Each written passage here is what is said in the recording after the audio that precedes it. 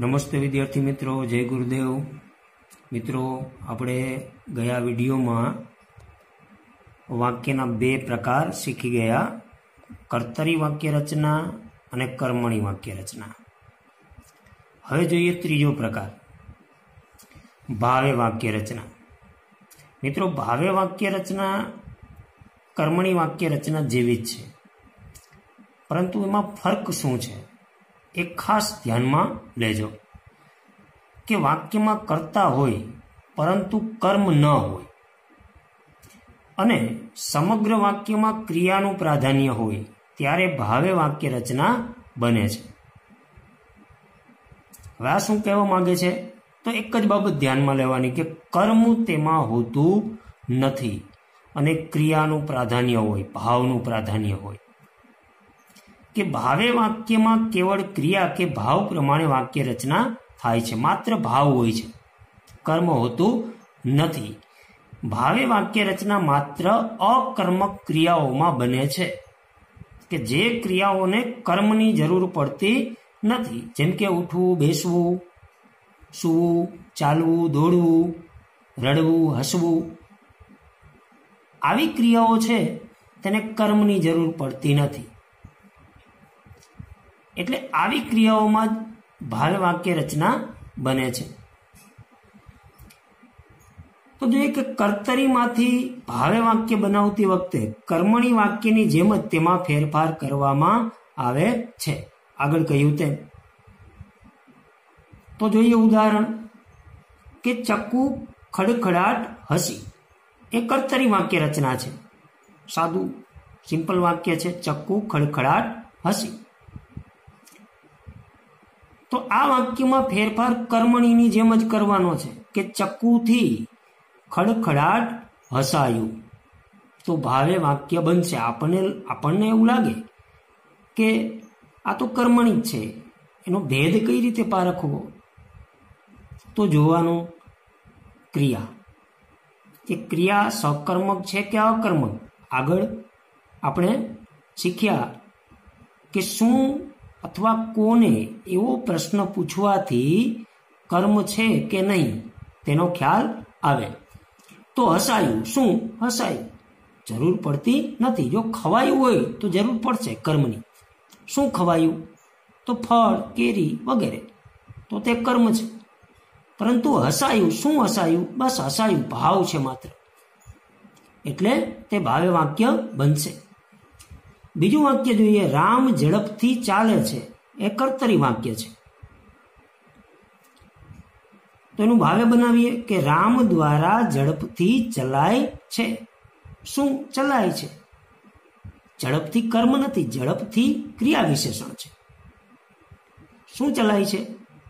બસ ચલાય છે, એના માટે કોઈ કર્મની જરૂર પડતી નથી, એટલા માટે એ ભાવે વાક્ય રચના છે। તો મિત્રો, કર્મણી અને ભાવે વાક્યનો તફાવત બરાબર સમજવો કે કર્મણી વાક્ય રચનામાં કર્મ હોય છે, જ્યારે ભાવે વાક્ય રચનામાં કર્મ હોતું નથી અને ક્રિયાને લઈ શું અથવા કોને એવો પ્રશ્ન કરવાથી કર્મ છે કે નહીં તેનો ખ્યાલ આવે છે।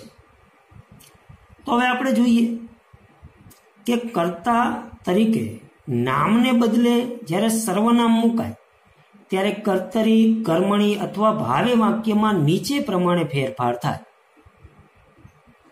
ઘણીવાર કર્તા તરીકે સર્વનામ પણ આવે, જેમ કે હું અથવા મેં। હું ખાઉં છું તો એ કર્તરી રચના છે। ભૂતકાળમાં કઈ મેં ખાધું, કર્તરી રચના છે। તો એની કર્મણી કે ભાવે બનાવી આપણે ત્યારે મારાથી, મારા વડે અથવા મારા દ્વારા। એવી જ રીતે તું તો તારાથી કે તારા વડે, તારા દ્વારા। તમે તો તમારાથી, તમારા વડે, તમારા દ્વારા। તે તો તેનાથી, તેના વડે, તેના દ્વારા। અમે તો અમારાથી, અમારા વડે, અમારા દ્વારા। આ રીતે સર્વનામમાં ફેરફાર થશે। તો મિત્રો આ થઈ 3 રચના, કર્તરી, કર્મણી અને ભાવે રચના.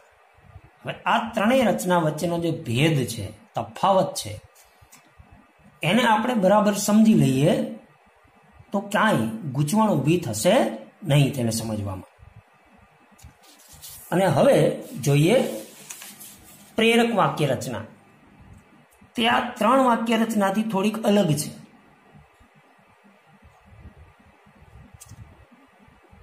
કે વાક્યમાં કર્તા, કર્મ કે ક્રિયાનું નહીં, પરંતુ પ્રેરનારનું પ્રાધાન્ય હોય.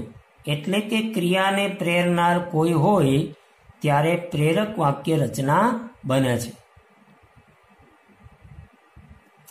પ્રેરક વાક્યમાં પ્રેરવાનો અર્થ હોય છે કે કોઈની પ્રેરણા દ્વારા ક્રિયા થતી હોય ત્યારે પ્રેરક વાક્ય રચના બને. તો પ્રેરક વાક્ય રચના કેવી રીતે બને છે?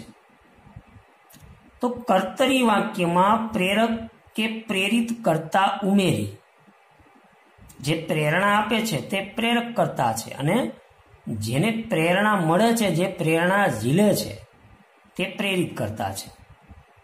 એ ઉમેરી ક્રિયારૂપને આવ, રાવ, ડાવ, આડ વગેરે જેવા પ્રત્યયો લગાડવાથી પ્રેરક વાક્ય રચના બને છે. તો ઉદાહરણ સાથે જોઈએ કે શિક્ષક લખે છે એ કર્તરી સાદી વાક્ય રચના છે.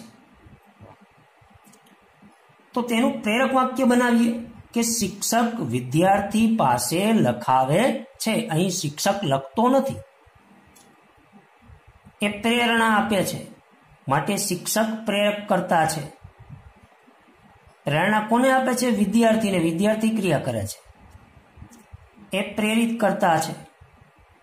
અને લખાવે છે એને આવ પ્રત્યે લાગ્યું, જેમ કે લખે છે તો લખાવે છે.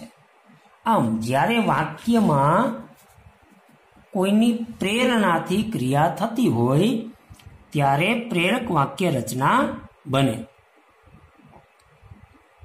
બીજું વાક્ય જોઈએ કે સચિન ક્રિકેટ રમે છે. એ કર્તરી વાક્ય રચના છે, પણ સચિન બાળકોને ક્રિકેટ રમાડે છે તો એ પ્રેરક વાક્ય રચના બનશે. સચિન રમતો નથી, સચિનની પ્રેરણાથી બાળકો ક્રિકેટ રમે છે. તો અહીં આપણે પ્રેરિત કરતા ઉમેર્યો. પહેલા વાક્યમાં પણ પ્રેરિત કરતા, પ્રેરક કરતા પણ ઉમેરી શકીએ અને ક્યારેક ડાયરેક્ટ પણ પ્રેરક વાક્ય રચના બને જેમાં કરતા અધ્યાહત હોય, સાયલન્ટ હોય.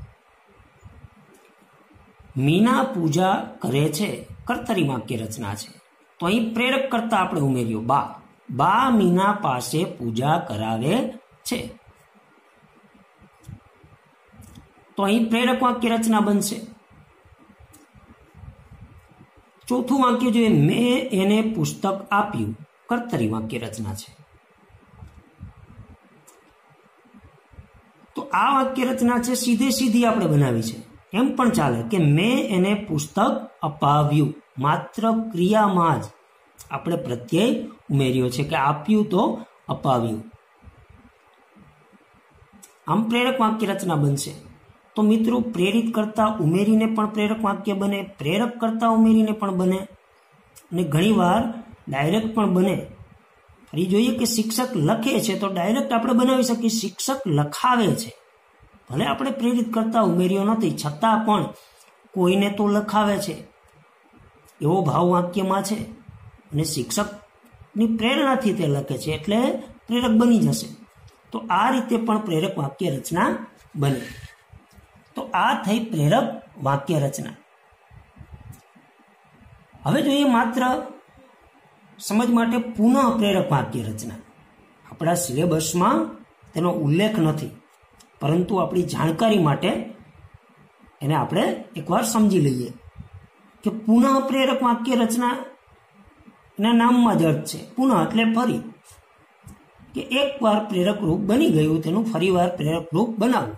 સીધી રીતે કહીએ તો કે પ્રેરક રૂપને ફરીથી બીજો પ્રેરક પ્રત્યે લગાડી પ્રેરક રૂપ તૈયાર કરવામાં આવે તેને પુનઃ પ્રેરક વાક્ય કહે છે. એકવાર પ્રેરક વાક્ય રચના બનાવીને આપણે અને ફરી પાછું બીજો પ્રત્યય લગાડી અને પુનઃ પ્રેરક વાક્ય રચના બનાવી શકીએ. તો તેને ઉદાહરણ સાથે આપણે જોઈએ તો કર્તરીમાંથી પ્રેરક અને તેમાંથી પુનઃ પ્રેરક વાક્ય રચના બનાવતી વખતે ક્રિયારૂપોમાં નીચે પ્રમાણે ફેરફાર થાય. કર્તરી તો રમ, રામ રમે છે. પ્રેરક રમાડ, રામ લક્ષ્મણને રમાડે છે. પુનઃ પ્રેરક તો રામ લક્ષ્મણ પાસે રમાવડાવે છે.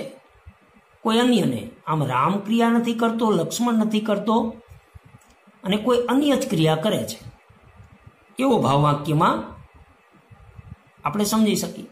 એ જ રીતે લખ તો લખાવ, તો પુનઃ પ્રેરકમાં લખાવડાવ. એ જ રીતે બીજી ક્રિયાઓ જોઈ શકો છો આપ. દોડ દોડાવ, દોડાવરાવ. આપ અપાવ, અપાવડાવ. વાંચ વંચાવ, વંચાવડાવ. તો ઉદાહરણ સાથે જોઈએ કે શિક્ષક ડાયરી લખે છે, કર્તરી વાક્ય રચના છે સાદી. તો તેનું પ્રેરક રૂપ થશે શિક્ષક વિદ્યાર્થી પાસે ડાયરી લખાવે છે. પ્રેરક રૂપ, શિક્ષક લખતો નથી, લખે છે વિદ્યાર્થી, શિક્ષકની પ્રેરણાથી, એટલે પ્રેરક છે. હવે એનું પુનઃ પ્રેરક વાક્ય બનાવી તો શિક્ષક વિદ્યાર્થી પાસે ડાયરી લખાવડાવે છે. અહીં શિક્ષક પણ નથી લખતો, વિદ્યાર્થી પણ નથી લખતો, કોઈ અન્ય જ લખે છે, એટલે તે પુનઃ પ્રેરક વાક્ય રચના બનશે. આમ આ થઈ પુનઃ પ્રેરક વાક્ય રચના. મિત્રો, પ્રેરકનું ઉદાહરણ પૂછાય કે પુનઃ પ્રેરકનું, કદાચ ઓપ્શનમાં પ્રેરક હોય તો પુનઃ પ્રેરકને પણ પ્રેરકમાં જ સમાવી શકાય. તો મિત્રો, આજે આપણે આ વાક્ય રચના શીખા, તો તેના પરથી ગૃહ કાર્ય આપેલ છે કે નીચેના વાક્યોમાંથી ભાવે વાક્ય બનાવો. 5 વાક્ય આપેલા છે અને નીચેના વાક્યોમાંથી પ્રેરક વાક્ય રચના બનાવો, એના 5 વાક્ય આપેલા છે. તો આની સાથે એક PDF ફાઇલ પણ સેન્ડ કરી છે, એમાંથી આપ આ કોપી મેળવી શકો છો અને બરાબર સમજી અને સ્વપ્રયત્ને આ વાક્યો તમારે બનાવવાના છે. તો અહીં જ આ વાક્ય રચનાનો ટોપિક છે પૂર્ણ કરીએ. અસ્તુ.